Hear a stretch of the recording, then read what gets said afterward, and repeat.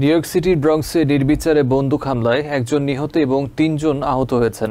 মঙ্গলবার সন্ধ্যায় মাউন্ট ইডেনের একটি রাস্তায় দাঁড়িয়ে থাকার সময় তাদের ওপর এই হামলা চালায় 2 বন্দুকধারী। এতে 3 জনের পায়ে এবং আরেকজনের পায়ে ও বুকে গুলি লাগে। হাসপাতালে নেয়ার পর চতুর্থ ব্যক্তি মারা যান। পুলিশ একজনকে আটক করেছে, তবে সে হামলায় জড়িত কিনা তা স্পষ্ট নয়। এদিকে মঙ্গলবার সকালে কেনেটিকাটের ব্রিস্টলে 2 গাড়ি চালকের মধ্যে গুলি বিনিময়ে একজন আহত হয়েছেন। অন্যদিকে ফ্লোরিডার মায়ামি-ডেইড কাউন্টিতে ছুরিকাঘাত ও গুলিবিদ্ধ অবস্থায় 2 ব্যক্তিকে উদ্ধার করেছে পুলিশ। এছাড়া প্ল্যান্টেশন ছুরিকাঘাতে এক ব্যক্তিকে নিহত হয়েছেন। ব্রঙ্কসে বন্দুক হামলায় এক ব্যক্তি নিহত হয়েছেন, আহত হয়েছেন আরও 3 জন। পুলিশ জানায় মঙ্গলবার সন্ধ্যা 6:30টার দিকে টাউনসেন্ড এভিনিউর ইস্ট মাউন্ট ইডেন সেকশনের ফাইন ফেয়ার সুপারমার্কেটের সামনে একটি সড়কে 23 থেকে 37 বছর বয়সী 4 ব্যক্তি দাঁড়িয়েছিলেন। এ সময় 2টি স্কুটারে করে আসা 4 ব্যক্তি তাদের লক্ষ্য করে গুলি চালায়। এতে গুলিবিদ্ধ হয় 4 জনই। খবর পেয়ে পুলিশ এসে তাদের হাসপাতালে নিলে সেখানে মারা যায় 29 বছর বয়সী একজন। পুলিশ জানায় বন্দুকধারী সবাই মাস্ক ও হুডি পরা ছিল। 10 রাউন্ড গুলি চালানোর পরপরই এক্সপ্রেসওয়ের নর্থ বাউন্ডের দিকে পালিয়ে যায় তারা।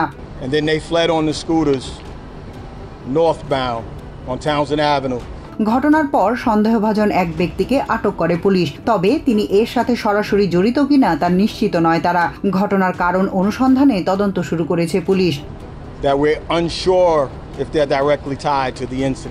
এদিকে হামলার ঘটনায় আতঙ্কিত হয়ে পড়েছে স্থানীয় বাসিন্দারা। সড়কে অবৈধভাবে এসব স্কুটার চলাচলের কারণে অপরাধ বেড়েই চলেছে। গত জানুয়ারি মাসে 95,000 স্কুটার জব্দ করে পুলিশ। আটক করা হয় 13 জনকে। এছাড়া একই এলাকা থেকে অস্ত্রসহ আটক করা হয় 36 জনকে। এসব ঘটনা মাত্র 2 মাস আগের।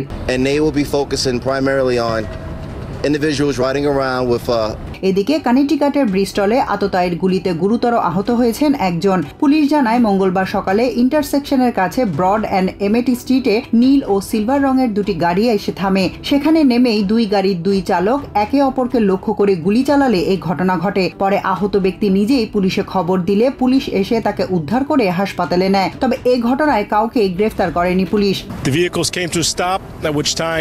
The operators became involved in a confrontation.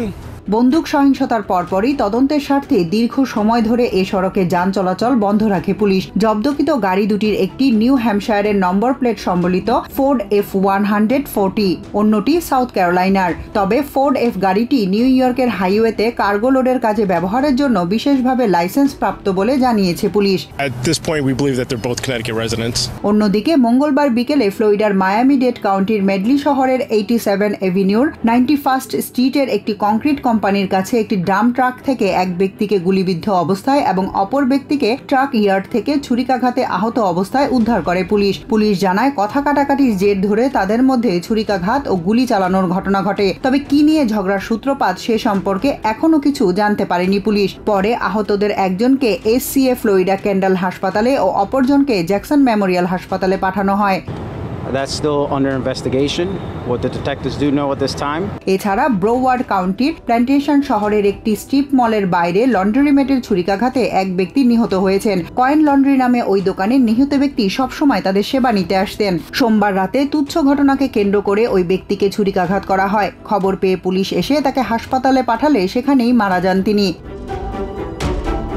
Tahmina Tasir, TVN 24 news desk. New York থেকে সম্প্রচারিত TVN 24 টেলিভিশন বিশ্বজুড়ে বাঙালির কণ্ঠস্বর।